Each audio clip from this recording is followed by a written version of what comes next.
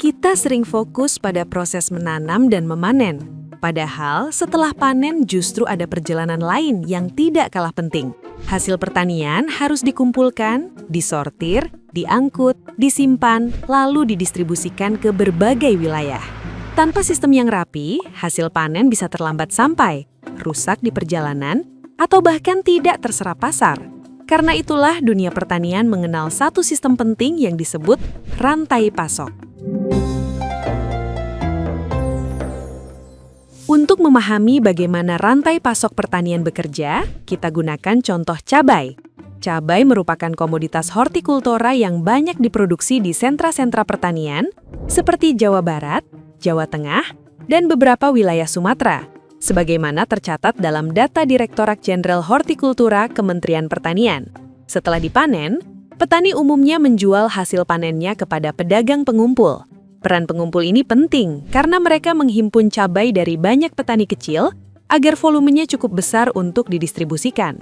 Tanpa proses pengumpulan, cabai dari satu lahan saja seringkali tidak cukup untuk memenuhi kebutuhan pasar yang skalanya jauh lebih besar. Di tahap ini juga mulai dilakukan penyortiran awal untuk memisahkan cabai yang layak kirim dengan yang rusak atau terlalu matang. Penyortiran, pengemasan, dan distribusi. Cabai termasuk komoditas yang mudah rusak atau perishable. Artinya, waktu dan cara penanganannya sangat menentukan kualitas akhir. Karena itu, setelah dikumpulkan, cabai biasanya disortir berdasarkan ukuran dan kondisi fisiknya, lalu dikemas agar tidak cepat busuk selama perjalanan.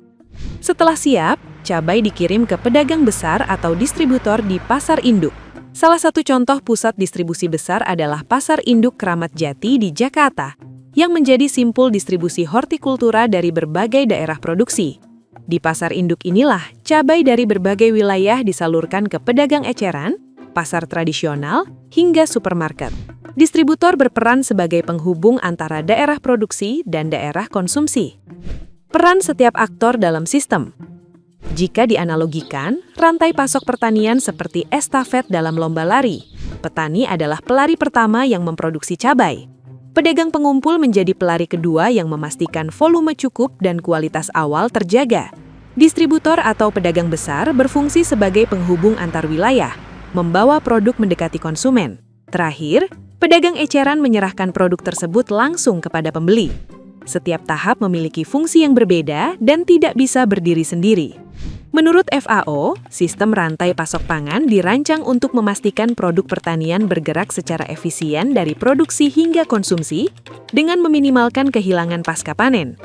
Artinya, ketika kita membeli cabai di pasar, kita sebenarnya sedang melihat hasil kerja dari sebuah sistem yang melibatkan banyak peran dan tahapan, bukan hanya satu proses panen.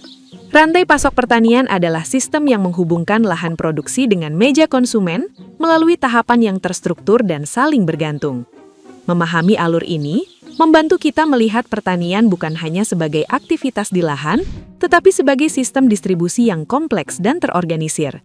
Dari lahan hingga meja makan, ada proses panjang yang bekerja di balik setiap bahan pangan yang kita konsumsi.